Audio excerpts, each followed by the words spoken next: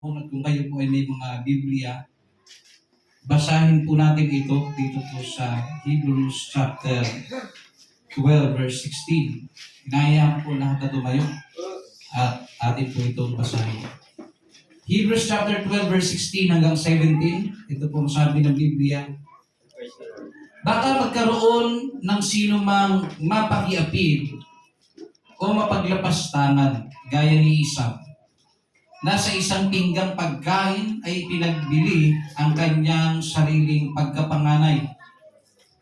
Sapagkat nalalaman ninyo na bagamat pagkatapos ay ninanasan niyang magmana ng pagpapala, siya'y itinakwil sapagkat wala na siyang nasumpungang pagkakataon na pagsisisi sa kanyang ama. Bagamat pinagsisikapan niyang mapilit na lumuluwa siya. Tayo po ay manalangin sa ating Diyos. Ama namin, Panginoon, kami po ay umaasa sa mga oras na ito na muli ka pong kikilos sa aming kalagitnaan, na walang limitasyon sa inyong pagkilos, Panginoon.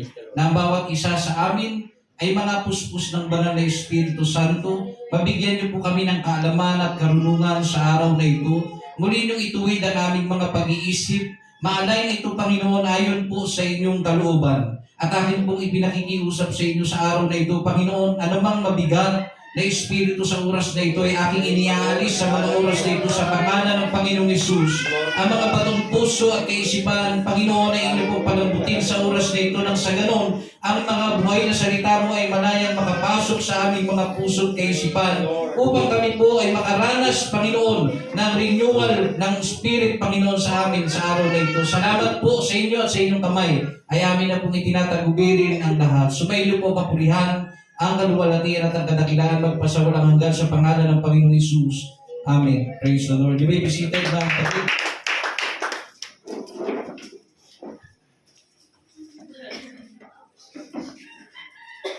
Is there anything left for me?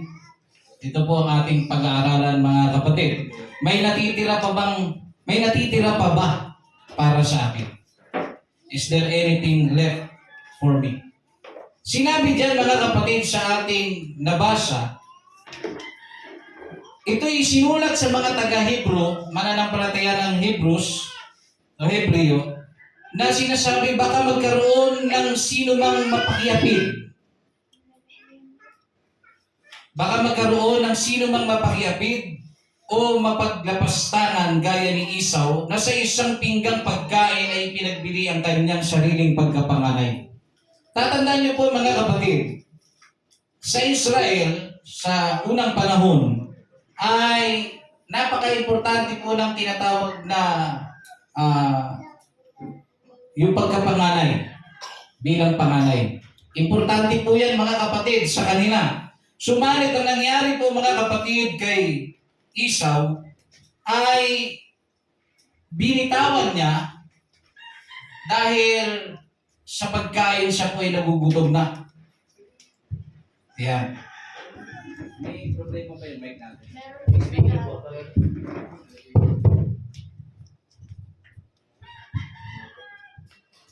Praise the Lord. So dito po, mga kapatid, sinabi baka meron dyan sa mananampalataya mapaglapastangan at mapakiapid. Alam niyo po ba kung bakit, mga kapatid? May mga pagpapala po ang Diyos na nakalaan sa bawat isa sa atin na maaaring mawala, na maaari po itong hindi matanggap ng bawat isa sa atin dahil sa mga bagay-bagay na pwedeng makasira sa atin sa harapan ng Panginoon. Gaya po ng kanyang sinabi dyan, mga kapatid, yung paglapastangan at pakikiapid. Ito po ay ilan sa mga binanggit ng sumulat nito na kung saan po ay talamak sa ating panahon. Maraming mapaglapastangan at ang isa pa ay mapakiapid. Tandaan po natin sa ating panahon po ay kabi-kabila ang mga paggawa ng pakikiapid. At para po sa kaalaman po ng lahat, ang pakikiapid po ay ginagawa po ng isang tao, halimbawa ng lalaki sa lalaki. Nagkakaroon sila ng relasyon at sila po ay may nangyayari sa kanila. Gayon din po ang babae at sa babae. Yun po ang pakikiapid. At ang isa po mong pakikiapid na hindi po napapansin ng marami, ako po ay nagsasalita para po sa kaalaman po ng lahat, na ang isang bahagi ng pakikiapid na hindi po napapansin ng marami ay ang sa pagitan ng babae at lalaki na kung saan hindi sila kasal, subalit may nangyayari sa kanila. Ginagawa nila ang bagay na ginagawa lang dapat ng mag-asawa. Yan po mga kapatid ay bahagi ng pakikiapid. At ang masumpuhan kang mapakiapid mga kapatid, sinabi ng Biblia na ang tumbok nito ay papunta po sa dagat-dagatang apoy. So kung ikaw po nakarinig ng aral na ito at ikaw po ay nakapag-asawa o ikaw, actually mga kapatid, hindi po makukonsidera na asawa ang magkasama na may anak subalit hindi kasal. Hindi po konsidera yan kahit sa batas ng Pilipinas. Hindi po kinukonsidera na yan po ay mag-asawa. So yan po mga kapatid, kung kayo po ay nasumpungan ng ganon, narinig ninyo ang salita ng Diyos na ganon na ang sitwasyon ninyo, isa na lang ang dapat niyong gawin, magpakasal na lang kayo. Subalit kung ngayon, wala kayong anak, magkasintahan kayo mga kapatid, at gumagawa kayo ng bagay na ginagawa po ng mag-asawa, nagtatali kayo mga kapatid, ito po ay pakikiapid. At yan po ang nangyayari po sa ating panahon ngayon, na marami pong pumapasok sa relasyon, marami pong mga babaeng bigo, dahil po hindi po nag-iisip ng maayos sa kanilang buhay. Basta gwapo, sama. Kahit walang pera, basta madiskarte, bad boy daw, gano'n. Hindi ko maintindihan sa ating panahon mga kapatid, ano? Ang bata-bata mo pa, hindi mo pa naman kailangan yan. Gusto mo pumasok dyan. Isa lang naman ang dahilan yan mga kapatid, dahil sa curiosity. Dahil po sa tinatawag na social media, talamak na po nandiyan dyan, scroll mo lang dyan, meron na dyan nag-ahalikan. Ako po mga kapatid ay hindi magpipigil sa aking pananalita sapagkat ito po ay nangyayari. May nag-ahalikan dyan, may nagtatalik dyan mga kapatid, na nandudun ka sa iyong curiosity na kung saan ano kayang feeling nun. Kaya kahit na kung sino na lang manligaw sa iyo, dahil gusto mong maka-experience nun, susunggaban mo na lang. At nawawala na po mga kapatid sa ating panahon ang kaisipan ng maayos na kaisipan. Biruin mo mga kapatid ha, dahil lang sa tawag ng laman, papasok ka dyan sa ganyang relasyon. Minsan nga yung lalaki, di na naman mahal yung babae, gusto nilang talagang magamit. Yung babae naman wala ka malay-malay. Hindi lahat ng I love you ay totoo. Amen. Yung iba dyan may ibang pakay lang. Ugali ng lalaki, wala dito sila mama at papa, samahan mo ako, may sakit ako. Pupunta naman yung babae, wala ka malay-malay mga kapatid. Actually, meron na rin siyang kaisipan. Hindi ako naniniwala, hindi niya naiisip yun. Kaya ano pong nangyayari mga kapatid? Nagaganap ang bagay na hindi po dapat maganap. Ano pong nangyayari? Yung pagpapala na dapat ay ibibigay para sa iyo ng Panginoon ay napipigilan dahil sa mga ganitong mga bagay mga kapatid. Kaya iwasan po yan mga kapatid sa ating mga kababaihan at kalalakihan. Hindi nyo pa naman kailangan yan. Maglingkod muna kayo sa Panginoon. Ibigay nyo ang buhay ninyo sa Diyos. At sa mga magpaparis dyan mga kapatid, magpakasal na kayo. Ayos. Para makaiwas mga kapatid. Dahil hindi po natin masabi ang tukso po ay napakadali lang. Ano, kahit Kristiyano ka pa mga kapatid, wala pong pinipili si Satanas. Ano?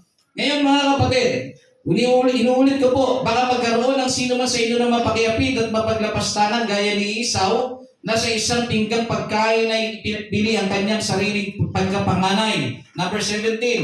Sapagkat nalalaman ninyo na bagamat pagkatapos ay ninanasan niyang magmana ng pagpapala, siya'y itinakwil.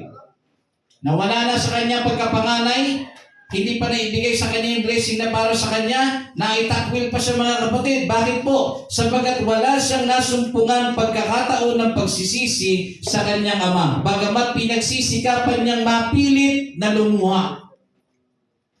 Ano po ang nangyari dito mga kapatid? Si Esau po mga kapatid ay anak po ni Isaac.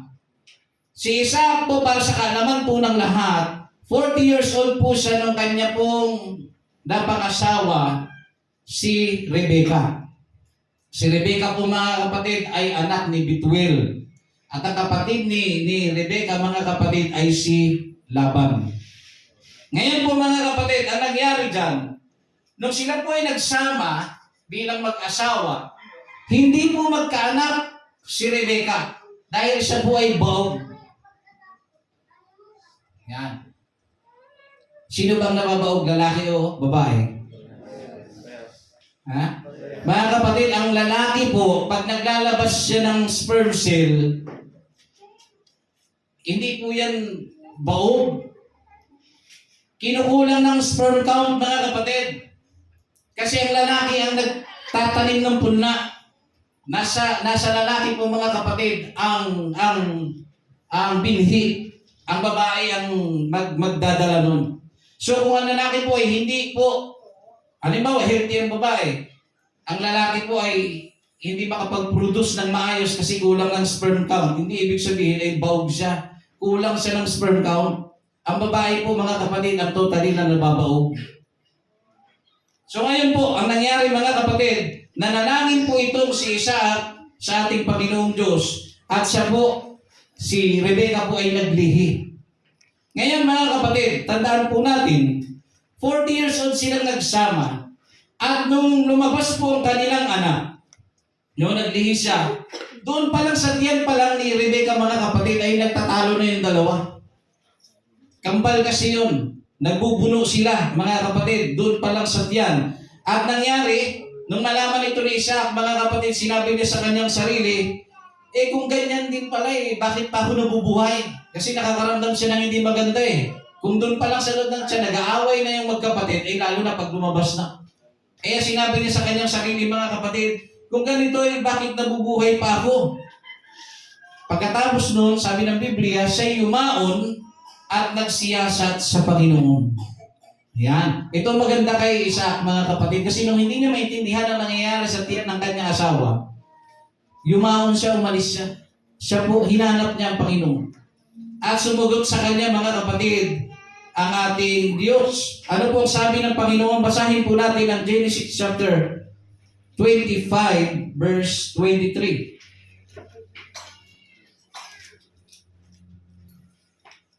Ito po ang sabi ng Biblia. At sinabi sa kanya ng Panginoon, 2 bansa ay nasa iyong bahay bata. At 2 bayan ay papaghiwalayin mula sa iyong tiyan, at ang isang bayan ay magiging malakas kaysa isang bayan, at ang matanda ay maglilingkod sa bata. Yan. So doon pa lang, ipinaliwanag na ng Panginoong Jesucristo na yung nakatatanda ay hindi po mamumuno kasi doon sa kanyang nakababatang kapatid. So ipinahayag na yan ng ating Panginoon sa kanya. Ngayon mga kapatid, itong si Esau mga kapatid ay panganay. Si Jacob mga kapatid ay nakababata. Nung ito po ay i-deliver na mga kapatid, itong si Jacob ay nakahawak sa sakong ni Esau mga kapatid. So ang nangyayari dyan mga kapatid, pinatututuhanan kasi ang isang meaning mga kapatid nitong pangalan ni Esau nakakapit doon sa hill. Ano ibig sabihin? Ngayon mga kapatid, itong si Esau paglabas, siyempre namuhay sila. Ang nangyari dyan, siya po ay naging mangangaso, at ito pong si Jacob mga kapatid ay tahimik lang. Tahimik lang po siya nakatira sa tolda. Biruin nyo, mula 40 years old, nung inilabas sila, ipinanganak sila ni Rebecca, 60 years old po si Isaac. 20 years ang kanyang panalangin bago lumabas ang dalawang magkapatid. Itong si Esau mga kapatid at si Jacob ay kanya-kanya silang paborito ng magulang nila. Itong si Esau mga kapatid ay paborito yan, mahal po yan ni Isaac. Si Jacob naman ay mahal naman ang kanyang ina na si Rebecca. Ngayon po mga kapatid, Dito po sa Genesis chapter 25, verse 30 hanggang 34. Basahin po natin ang mga sumunod na eksena. 30 to 34. At sinabi ni Esau kay Jacob o kay Jacob, "Ipinamamali ko sa iyo, napakanin mo ako niyong mapulang lutuin, sapagkat ako'y nanglalambot, kaya tinawag ang pangalan niya na Edom." 31. At sinabi ni Jacob, "Ipagbili mo muna sa akin ang iyong pagkapanganay." At sinabi ni Esau, "Narito ako'y namamatay, at saan ko mapapakinabangan ang pagkapanganay?" At sinabi ni Jacob, "Isumpa mo muna sa akin," at isinumpa niya sa kanya at kanyang ipinagbili ang kanyang pagkapanganay kay Jacob. So binenta niya dyan mga kapatid, number 34. At binigyan ni Jacob si Esau ng tinapay at nilutong lentehas, at siya'y kumain at uminom. At bumangon at yumaon, gayon ni walang halaga ni Esau ang kanyang pagkapanganay. So ito po mga kapatid, alam na alam po ito ng mga mahilig magbasa ng Biblia. Pinagpalit po ni Esau ang kanyang pagkapanganay dahil po siya ay gutom na. At yun na lang kapuluhan niya ito mga kapatid. Sabi niya, para sa pagkapanganay ko kung ako'y nagkakaganito, nagugutom siya. So sabi niya, nangunigurado mga kapatid, si Jacob, sabi niya, isumpah mo. Isumpah mo muna, ibibigay mo sa akin. So ibinigay niya. Yan. Ano po mga kapatid ang ibig sabihin nito sa atin? Okay? Ngayon, isipin yung maigi muna, ano bang bagay ang ibinigay sa inyo ng Panginoon nung kayo po ay naglingkod? Hindi po pwede mga kapatid na walang ibinigay sa inyo ng Diyos. Either na yan ay ministry, trabaho, mabuting kalusugan, mabuting pamilya, mga kapatid. Ano mang bagay isipin niyo po mga kapatid sa oras na ito. Ngayon mga kapatid, kung yan po ay naisip niyo na, yan bang mahalagang bagay na yan na sa tingin mo yan yung ibinigay sa iyo ng Panginoon ay pinahahalagahan mo na lubos? Sige, mga kapatid, isipin yung maigi. Tinawag kayo ng Diyos sa kaligtasan, pinapahalagahan nyo ba yung kaligtasan? Yung ministry na meron kayo, pinapahalagahan nyo ba yung ministry na meron kayo? No? Ano bang bagay ang ipinagkaloob sa inyong gampanin sa loob ng iglesia ay yan ba ay prioridad ninyo, mga kapatid? Ngayon, kung sa tingin ninyo, yan po ay ibinigay sa inyo ng Panginoon, bakit pinagpapalit ng bawat isa sa atin kung ano po ang ibinigay ng Diyos sa atin? Gaya po ni Esau, ipinagpalit niya lang po yan mga kapatid sa pagkain, ang kanyang pagkapanganay. Hindi niya alam na merong kakibat sa pagkapanganay, may mga bagay-bagay pa na nakakabit doon na dapat ay para sa kanya. Ngayon mga kapatid sa atin, hindi alam ng bawat isa at maraming hindi nakakaalam kung gaano kahalaga ang ibinigay at ipinagkatiwala sa inyo ng Diyos. Mga kapatid, gisingin natin ang ating kamalayan.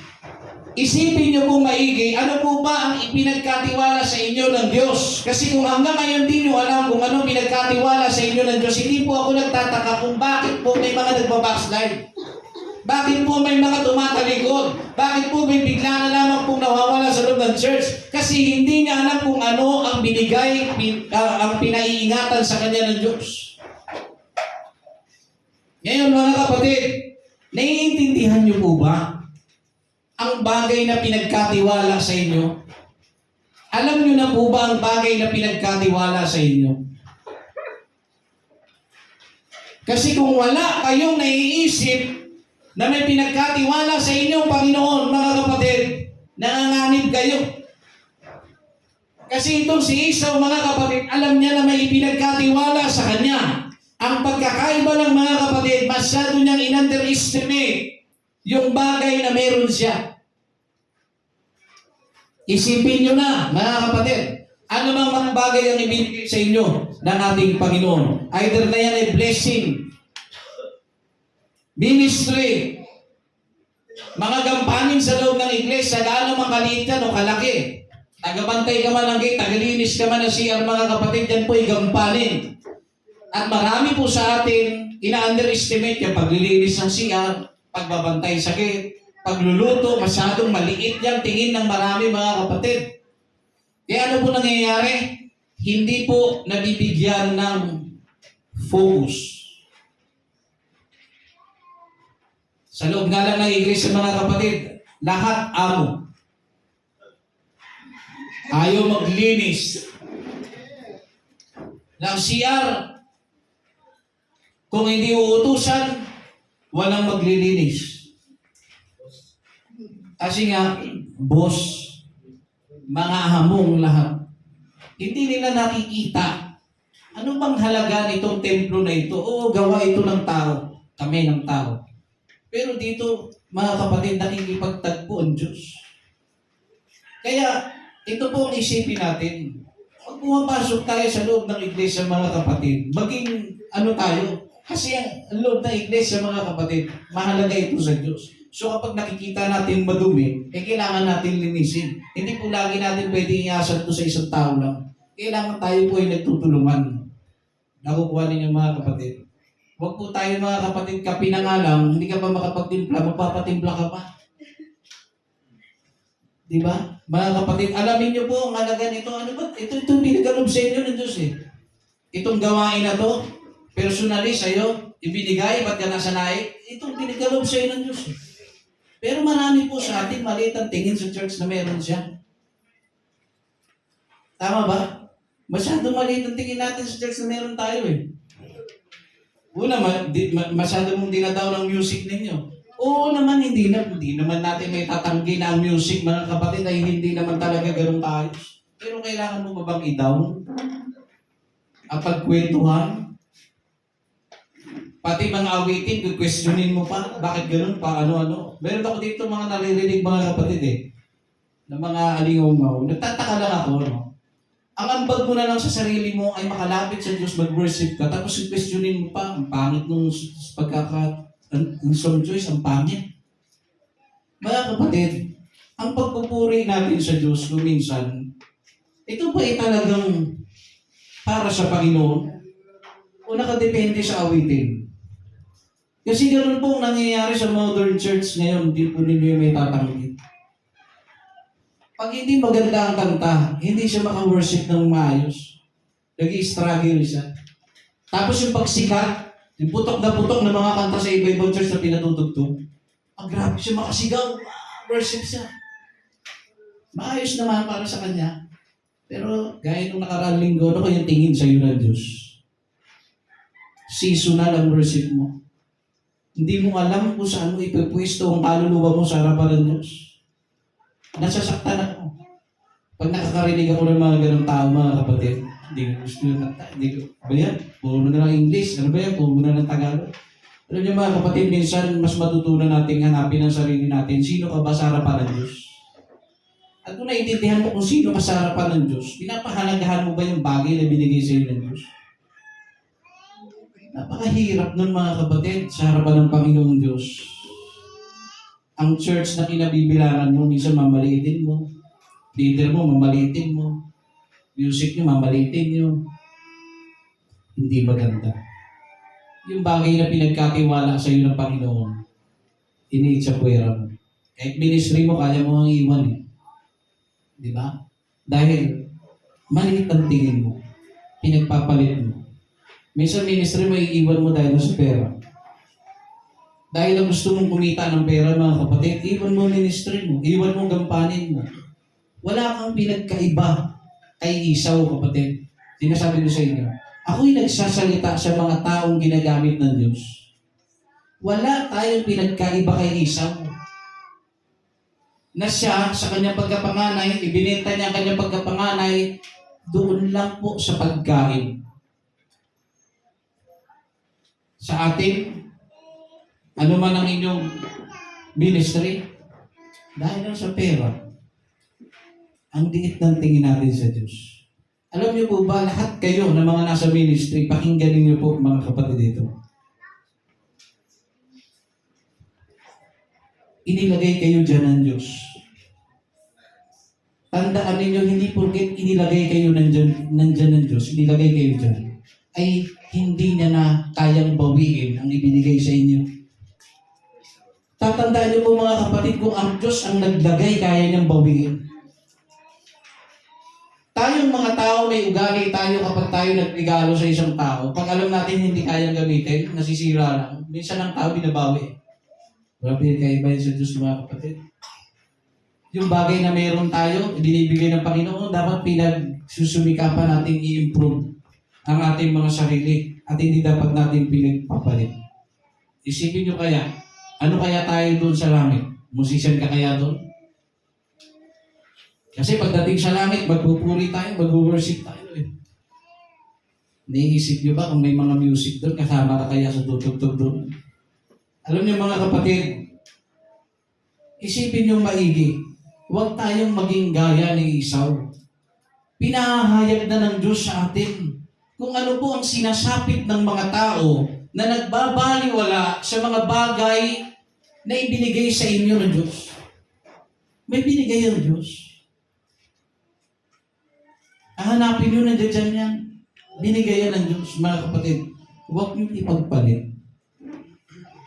Sa pagkain, sa pera, sa kasintahan, sa katamaran, sa sama ng loob, hindi kayo gaganap ng inyong gampanin, mga kapatid. Huwag po niyong ipagpalit. Kasi hindi naman po natatapos sa mga bagay na yan. Kung ano man po binigay sa inyo ng Panginoon, hindi po nagtatapos yan dyan. May mga kaakibat na pagpapala sa mga taong pinagyayaman ang bagay na pinag-ingatan sa kanila ng Diyos, pinapaingat sa kanila ng ating Panginoong Diyos. Ngayon mga kapatid, itong Genesis chapter 27, verse 30 hanggang 45. Basahin po natin. Genesis chapter 27, verse 30 hanggang 45. Nakaingin na rin natin ito matapos mga kapatid. Sabi dito, at nangyari pagkatapos ng pagbabasbas ni Isaac kay Jacob at bahagyan ng nakaalis si Jacob sa harap ni Isaac at ng kanyang ama, ay dumating si Esau na kanyang kapatid na galing sa kanyang panghuhuli. At siya may gumawa ng masarap na pagkain at dinala niya sa kanyang ama at sinabi niya sa kanyang ama, bumangon ang ama ko at kumain ng usa na kanyang anak upang basbasan ako ng iyong kaluluwa. Number 32, at sinabi ni Isaac sa kanyang ama, sino ka? At kanyang sinabi, ako ang iyong anak, ang iyong panganay na si Esau. Number 33, at nang inabot na may inam si Isaac at sinabi, sino nga iyaong kumuha ng usa at dinala sa akin? At ako'y kumain niyaon bago ka dumating at ating binasbasan siya. Oo, at siya'y magiging mapalad. Number 34, nang marinig ni Esau ang mga salita ng kanyang ama, ay humiyaw ng malakas at nang di kawakasang kapanglawan. At sinabi sa kanyang ama, basbasan mo ako. Ako naman, o ama ko. Number 35, at kanyang sinabi, narito ang iyong kapatid sa pamamagitan ng daya at kinuha ang basbas sa iyo. Nasulot siya mga kapatid dito ni Jacob. Number 36. At kanyang sinabi, hindi ba matuwid ang pagkatawag sa kanyang Jacob? Sapagkat kanyang inagawan ako nitong makalawa. Kanyang kinuha ang aking pagkapanganay at narito mayo'y kinuha ang basbas sa akin at kanyang sinabi, hindi mo ba ako ipinaglaan ng basbas? So humihingi pa siya mga kapatid, baka may natitira pa kahit latak. Kasi binasbasan ni Isaac mga kapatid. Itong si Jacob. So nagbabakasakali itong si Esau mga kapatid na may natitira pa. Yung 38, pabilisin na po natin. At sinabi ni Esau sa kanyang ama, wala ka baga kundi isa lamang basbas ama ko? Basbasan mo ako. Ako naman, o ama ko. At umiyaw si Esau at umiyak. So ito pong nangyayari dito mga kapatid. Una, nagulangan na sa mga kapatid ni Jacob, nakuha ang pagkapanganay sa kanya. Ngayon mga kapatid, ang nangyari naman, naisahan sa ni Jacob. Kaysa ang kanyang ina na si Rebecca. Ang senaryong ito ay panahon na kung saan humihiling po si Isaac kay Esau, ipagluto mo ako ng pagkain. Sabi niya, ipagluto mo ako ng pagkain. Ako'y matanda na, naghahanda na siya sa kamatayan niya. Pagbalik mo, bibindisyonan kita. Babasbasan kita pagbalik mo. Kasi nalalaman niya kung na lang natitirang panahon sa kanya. Umalis itong si Esau, mga kapatid. Pag alis niya, narinig yun ni Rebecca, mga kapatid, na kanilang ina. Sinabi ngayon kay Jacob, narinig ko ng ama, ganito, ganyan. Ibibless niya, ibibigay niya na ang basbas. Ngayon mga kapatid, pinagkaisahan nila, nagluto si Rebecca, mga kapatid, at ang nangyari, nagtagumpay sila. Pati yung worry ni Jacob, mga kapatid, na kung saan baka naman kasi babalagin ko ang aking kapatid, etc. Ginawa nila ng paraan. Hanggang sa pagdating doon, hindi nga makapaniwala si Isaac, mga kapatid. Ito ba talaga si Esau? Ibang boses mo. Lamapit ka nga. Ginawakan niya, hinaggan niya, hinalikan niya, mga kapatid. Ang boses ay hindi si Esau. Pero ang amoy, ang siya. Yan. So, ano nangyari, mga kapatid? Napaka-suspense nun pag binasa niyo yun. Hanggang dumating yung panahon, mga kapatid, na nakumbinsi na lang. Kasi pinangawakan niya yung mabalahibo, tapos yung amoy. Yung boses, kahit medyo tagilid, inigdor na lang. Kasi hindi na po makakita itong ng mata ni Isaac, mga kapatid. So ngayon, binasbasan niya yun si Jacob. Pag basbas sa kanya, mga kapatid, di umalis na siya. Pag alis niya, saka dumating si Esau. Sabi niya, wala na bang natitira? No? Meron pa ba? Is there anything left for me? Ngayon, mga kapatid, ano pong nangyari, mga kapatid, dyan? Siya po ay umiiyak. Kasi nawala na yung pagkapanganay sa kanya, nawala pa, mga kapatid, yung kanyang blessing na para sa kanya bilang nakatatandang kapatid. So, 2 beses po siyang nalusutan dyan, mga kapatid. Una, nawala sa kanya ang halaga noong pagkapanganay at yung basbas. Kaya alam niyo, mga kapatid, yung basbas, hindi po yan biro. Kailangan po ng basbas na magulang ninyo. I-segue ko lang ng kapraso. Hindi pa pwede magpapakasal kayo na hindi kasang-ayon ng nanay at tatay mo. May sama sila ng loob sa inyo. Hindi po magiging maganda ang buhay mag-asawa ninyo. Kailangan po may basbas. Di ba? Ganun din, mga kapatid. Sa inyong mga spiritual na nagiging ama ninyo, kung pastor man yan, kailangan din ng basbas ng pastor ninyo. Hindi po ba pwede, mga kapatid, na hindi kayo mabasbasan. Kaya napaka-importante, mga kapatid, na ang bawat isa sa atin para maiwasan ng pagkakamali, dapat nagkukonsulta kayo. Hindi porket nararamdaman ninyo na mahal nyo ang isang tao ay tama na kayo. May mga bagay na hindi kayo nakikita, na ang nakakakita lamang ay ang mga spiritual leader na nagbilin sa inyo.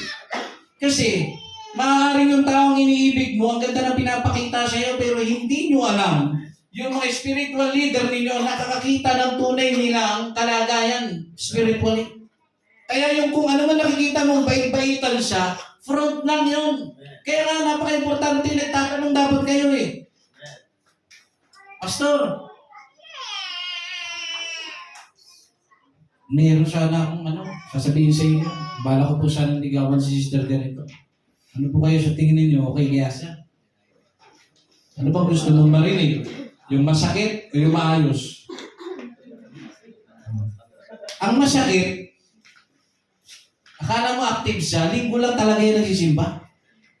Hindi nagsisimba ng weekdays. Ay, akala ko. Mananangin ka. Yun lang ang tip ko sa'yo. Di ba? Pero okay naman siya. Yun nga lang, ito pa hindi mo nakikita kasi nasa ground kayo dalawa Ako nakakakita the way you worship. Gusto mong malaman kung paano siya mag-worship? Handa ka ba? Sige na po, sinaktan nyo na lang din naman ako eh. Ganito siya mag-worship po.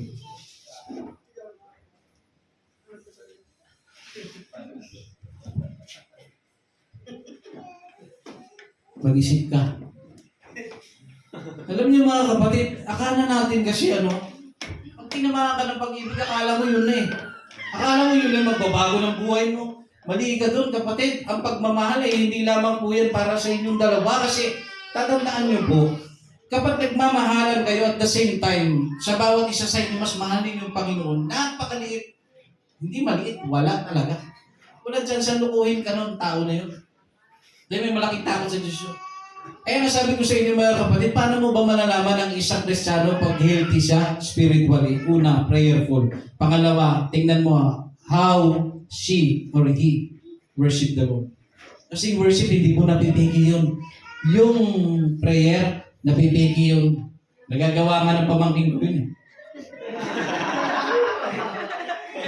Diba? Pag nag-aatargaw na, siyempre, intindihin mo pa rin. Kasi siyempre, na-influencean siya eh. Diba? Ako nga nagpe-pray dito, umiiyak ako eh. Nilalapitan ako, nilalihands pa ako eh. Oo, pag dalawa lang kami dito yan, sabi ka na, pray na tayo. Di pray kami. Tapos siya, lagi siya sa kaliwa ko eh. Kaya may time na kumanan ako, sabi niya, di ba dito ako? Di, kumaliwa siya, di pray kami na. Di, umiiyak na. Umiiyak na ako. Mamaya may narinig ako kumakabansing. Nayaan ko lang, huwag lang siyang maglakas kasi talagang makarinig siya sa akin. Dalawa sila kakausapin ko ng Diyos. Di ba? Ano po nangyari mga kapatid? Siyempre, doon ka na sa presensya ng Diyos eh. Sukat pa naman eh. Nakataas ang aking kamay, pumeso sa aking likod at tinawakan ng tanong.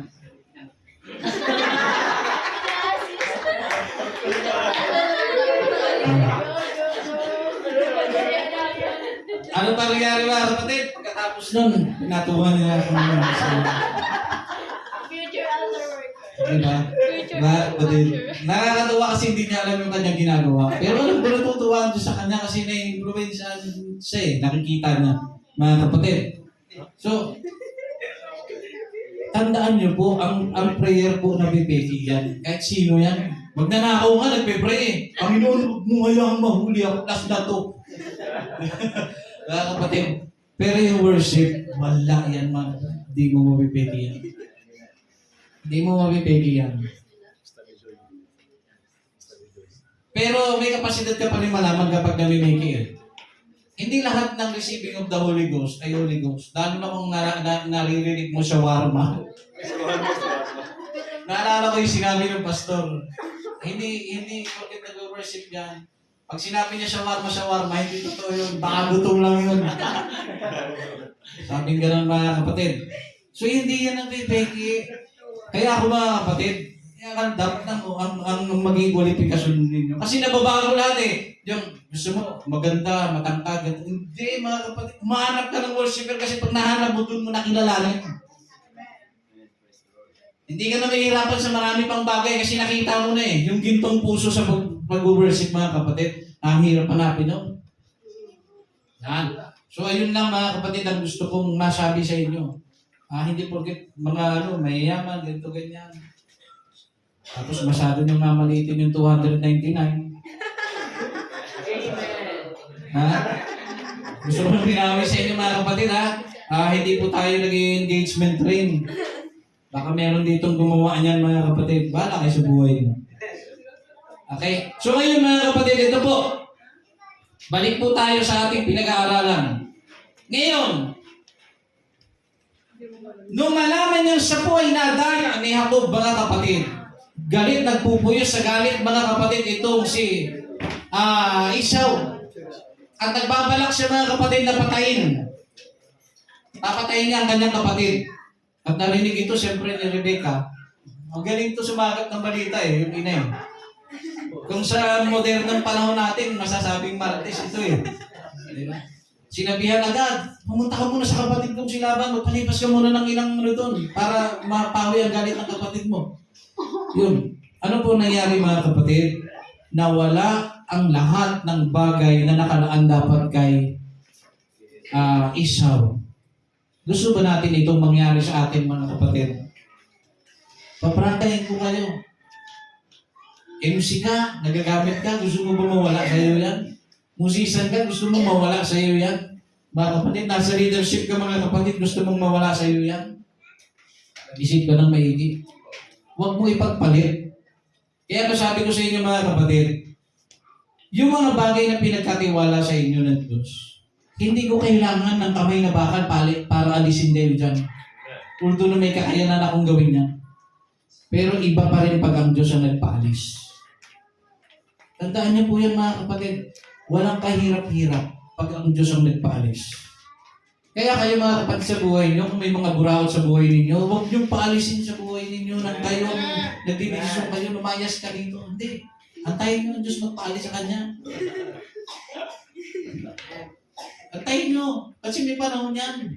Hindi yung pinipersa mo yung bagay na pumihit lahat sa iyo ng bagay, mga kapatid. Hindi niyo kailangan yan.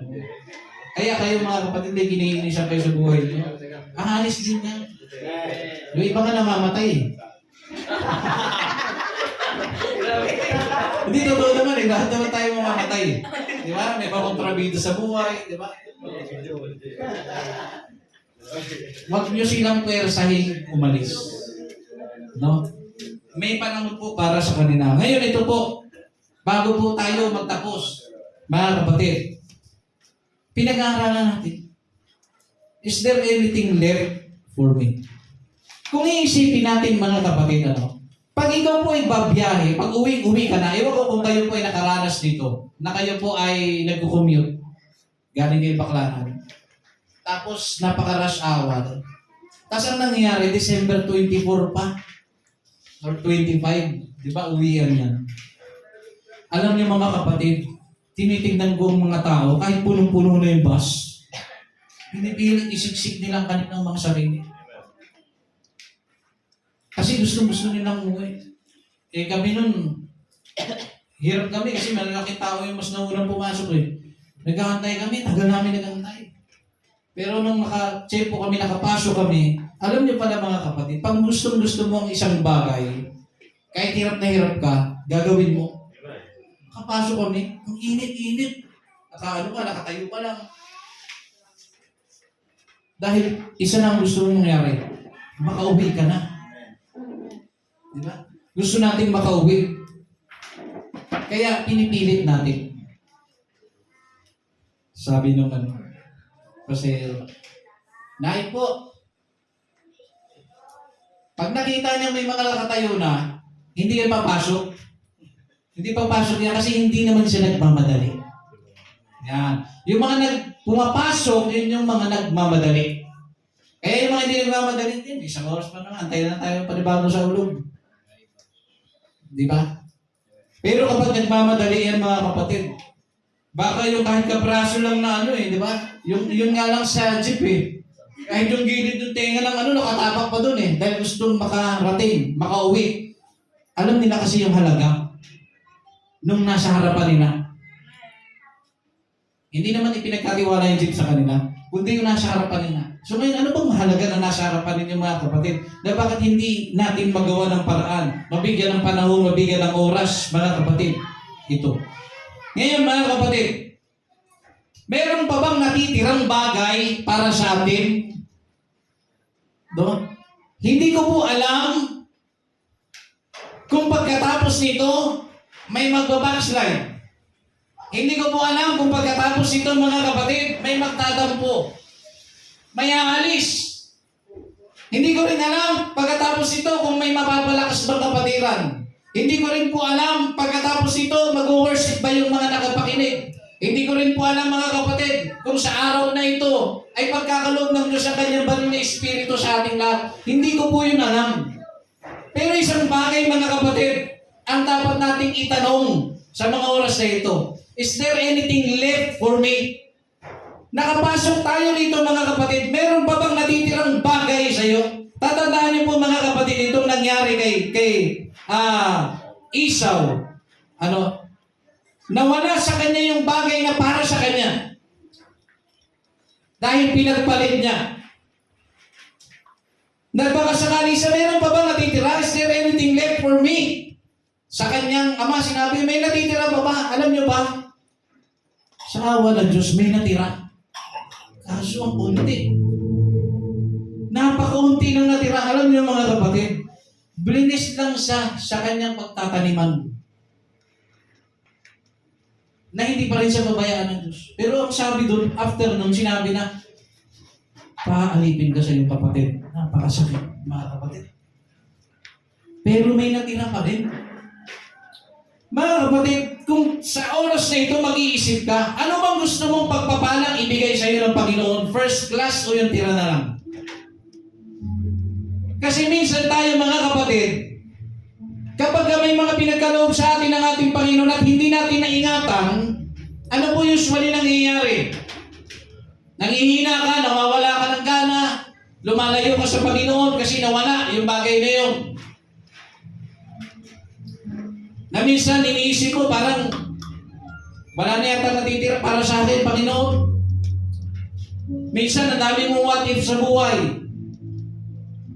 Ano pala kung ginawa ko sana yung Panginoon? Ano kaya nangyari yung result? Paano kaya kung nakinig ako sa leader namin? Ano kaya nangyari? Kaya nga sabi mga kapatid, ano man ang iyong desisyon, your decision will determine your future. Ano man ang nangyaring future sa'yo, bunga yan ang iyong desisyon.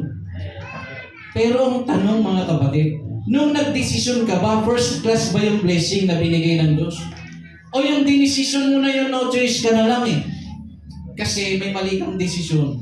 Kaya nung ibinigay sa'yo ng Panginoon, ang basbas, hindi na first class. Pero nandun pa rin ang biyaya ng Diyos. Nandun ka pa rin naman. Paano kayo sa larawan nito? Halimbawa, natugtog ka. Buong buhay mo, tugtog ka. May mali kang desisyon ginawa. May mali kang ginawa sa buhay mo. Hindi kita tinanggal dyan, kundi ang Diyos ang nagtanggal sa iyo dyan. Hinahanap mo pa rin ang presensya ng Diyos na ipapatuloy ka. Pero hindi ka na makabalik kung saan naroon ka. Pero, is there anything left for you? May natitira pa. May CR pa. Alam niyo mga kapatid, kung maghahanap ka lang, may natitira. Minsan, akala kasi natin naputpud na lahat ng biyaya ng Diyos sa buhay natin. Kung hanapin mo meron. Minsan nga mga kapatid kailangan pa bang nandiyan ka? Para lang masabi mong masaya ka at kontento ka. Kung para sa naglilinis ka ng CR. Hindi naman gano'n yun mga kapatid.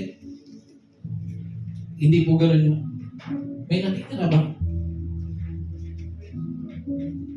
Sa mga panahon mga kapatid na parang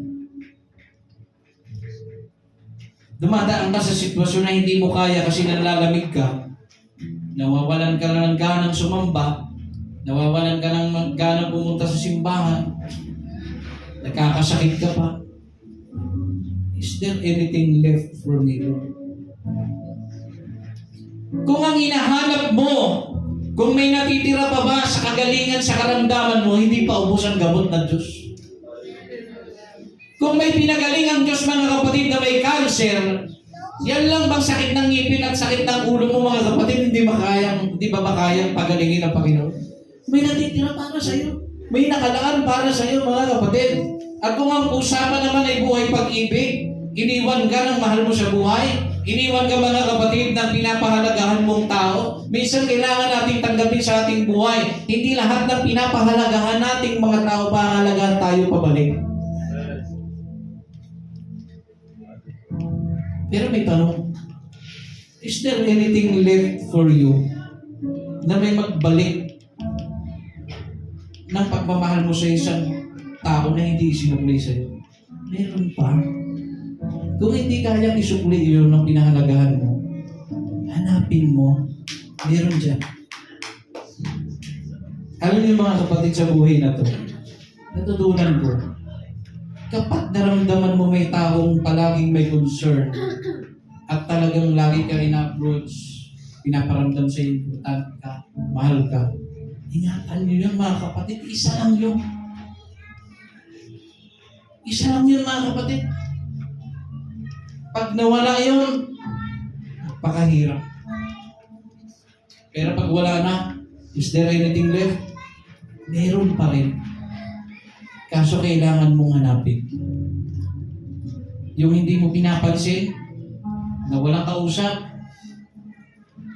hindi pinapahalagahan, siguro panahon na ikaw naman ang magpahalaga sa mga tao na yun. Tama mga kapatid. Ngayon mga kapatid, kung ang hinahanap nyo po ay maayos na buhay, dahil ang buhay po ninyo ngayon ay aminado kayo, hindi maganda ang pamilya ninyo, masak ang pamilya ninyo, magkahiwalay ang nanay at tatay mo, o buong man kayo, hindi rin naman kayo nagkaka-isa. Hindi kayo magkasundo ng inyong kapatid. Is there anything left? Meron pa mga kapatid. May altar po. Sa altar nyo hanapin yung natitira. Panginoon, maraming panahon sa atin. Ito aminin nyo lang. Aminin lang natin. Maraming panahon sa atin mga kapatid. Ano man ang nangyari sa inyo ay bunga yan ng desisyon ninyo. Bakit may mga nagbago? May mga ginawa ka na hindi mo na nagagawa. May mga kaibigan ka na hindi mo na kaibigan. May mga pinahalagahan ka na hindi ka na nila pinahalagahan. May mga minahal ka na hindi ka na nila mahal. Mga kapatid, maaaring binenta mo kasi sila. Maaaring mo silang binenta. Ibig sabihin, may mga pinagpalit ka. Gaya ni Esau. Alam niyo mga kapatid, may pag-asa pa bang makuha sila? Depende sa sitwasyon. Hindi lahat ng nawala, binabalik ng Diyos. Pero isa lang bagay ang dapat natin maintindihan sa mga oras na ito mga kapatid. Kailangan mo pa bang magkamali para maghanap ka ng natitira? Mga kapatid, huwag po natin hayaan na sa oras na ito mga kapatid. Yung panahon na kung saan, kung ikaw man po ay nandamig o nagtampo sa Panginoon, yung mga panahon na kung saan mga kapatid, nawawalan ka ng gana manalangin mga kapatid. Yung mga panahon na kung saan ang iyong pagsama ng loob sa iyong kapwa ay masyado ng mabigat. Dumadating ka sa sitwasyon mga kapatid, maging ang buhay mo ay hindi mo na maintindihan. Sarili mo mga kapatid, dinadaw mo na rin. Kasi iniisip mo parang wala na rin namang saysay ang lahat. Mga kapatid, is there anything left? For me, for you, for us, there is God. Iniwan ka na lahat. May natira pa ba? May Diyos na natira. At ang Diyos, sasabihin ko sa inyo, hindi po siya tira. Buo siya, mga kapatid. Sa mga panahon, mga kapatid, na hindi mo maintindihan ang nangyayari sa iyong buhay, buo siyang nagpapakilala. Buo siya na nagmamahal, mga kapatid. Hindi po siya tira-tira. Na gaya ng tao, mga kapatid, magbibigay tayo kapag hindi na natin maubos. Yun lang ibibigay natin yung tira. At marami sa atin ayaw natin ang tira. Pero ang Diyos, mga kapatid, buo. Nung siya po ay nagkatawang tao, mga kapatid, buo niyang ibinigay ang kanyang sarili sa ating lahat. Napako siya, nahirapan siya. Para buo niya maibigay ang biyaya at pagpapala. Mga kapatid, sa oras na ito, kung hinahanap mo ay revival, is there anything left? Panginoon, sa kabila na ako'y nalayo, sa kabila ng ako, Panginoong Diyos, ay nagkamali, sa kabila ng katigasan ng aking ulo, sa kabila ng hindi maganda ang aking attitude sa harapan ninyo, sa kabila ng parang walang-wala na ako, Panginoon, is there anything left? Meron pa mga kapatid. May natitira bang worship? Hanggat may pagkakataon mga kapatid, may revival na dadating. Is there anything left? Sa revival, madami. Ang revival ay hindi para sa isang tao lang dahil siya lang yung nakaunawa. Maaaring ikaw ay makatanggap din, kapatid. Kaso ang malaking challenge, mga kapatid, is there anything left from God na puspusin ka niya?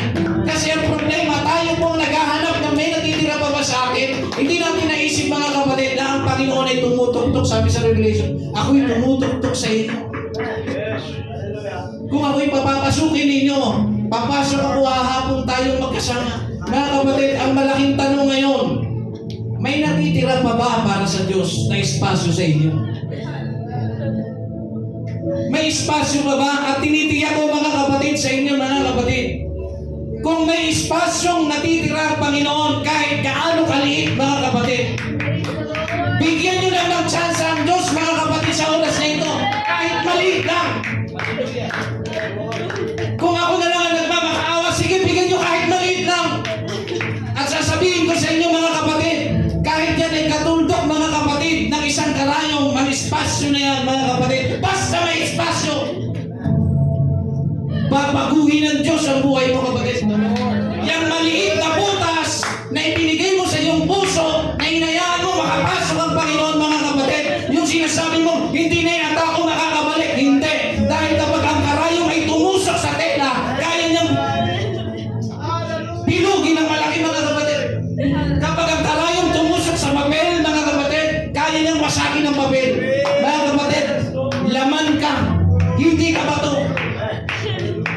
Laman tayo, mga kapatid. Ang sabi ng Biblia, sa mga huling araw, ibubuhos ko ang aking banal na Espiritu Santo sa lahat ng laman.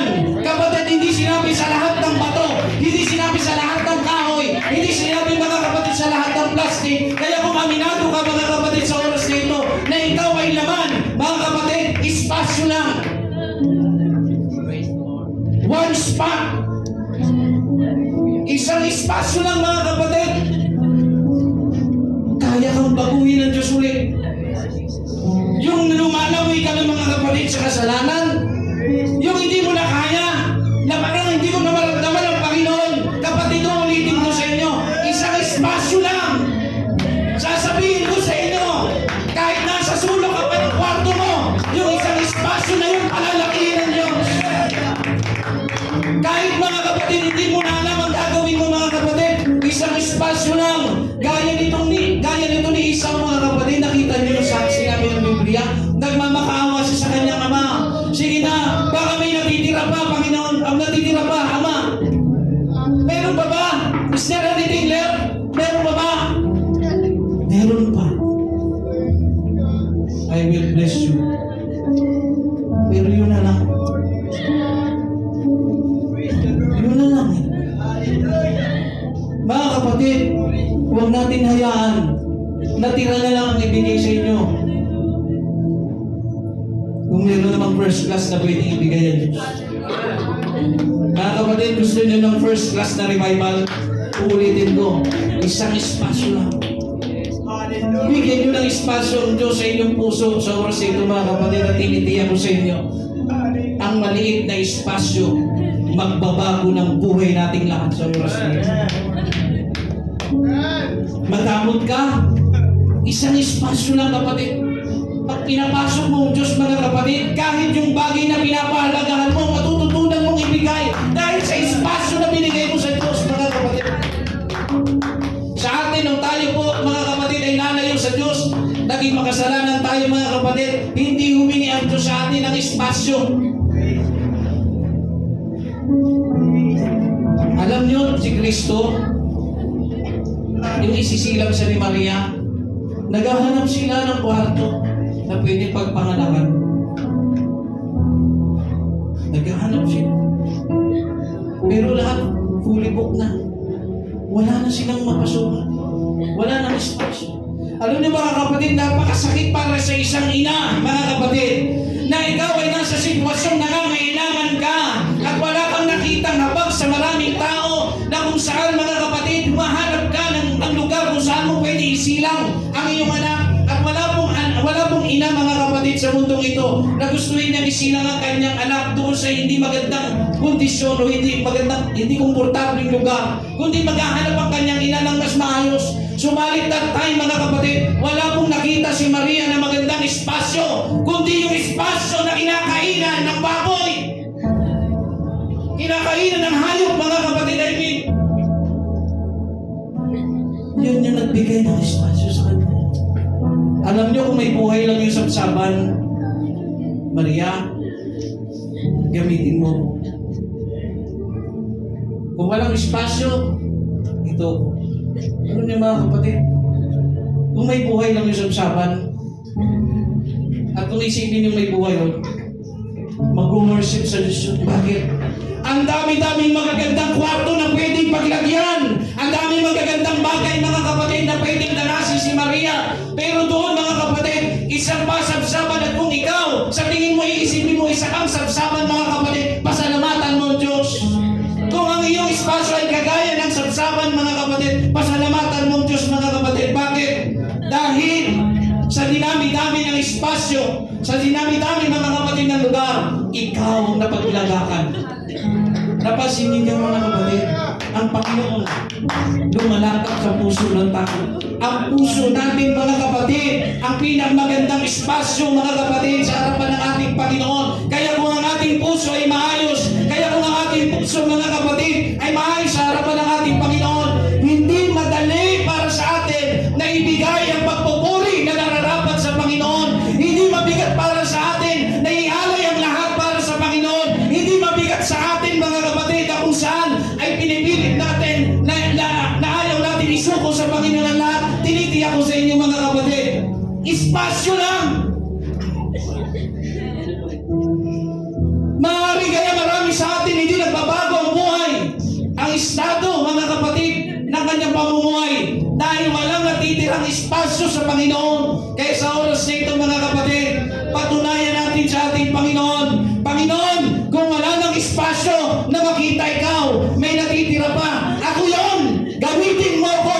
Pumasok ka sa aking puso! Gusto kong maranasan ang iyong biyaya! Gusto kong maranasan ang iyong pagpapala! Gusto kong maranasan ang iyong paspas! Ayaw ko ng second hand! Gusto ko ng first class, Panginoon! Kaya sa oras na ito, hayaan mo ko na matanggap ulit ang banal na Espiritu Santo! Hayaan mo ko na akin ulit maranasan ang mapuspos ng banal na Espiritu Santo! Kaya kung ano ang nangyayari sa ating mga kapatid, lumapit tayo sa ating Panginoon sa oras na ito. Ibigay natin ang ating sarili sa Diyos. Huwag tayo magpatumpik-tumpik, mga kapatid. Kung kailangan lumuhod, kung kailangan umiyak, ipakita natin sa Diyos, may espasyo pa, Panginoon. Hallelujah. Sa oras na ito, mga kapatid, purihin natin ang ating Panginoon. Sa mamamagitan, siguro umawit na lang tayo, mga kapatid, sa mamamagitan ng MP3. Maganda na may pakita natin sa ating Panginoon sa oras na ito. Lord, may espasyo sa atin para sa iyo. Is there, merong left, merong natitira pa sa akin, Panginoon. Halika, pumasok ka. Dahil alam ko, meron bang natitira sa akin para sa iyo. Purihin natin ang ating Panginoon, natin po tinatawagan ang ating pamuna.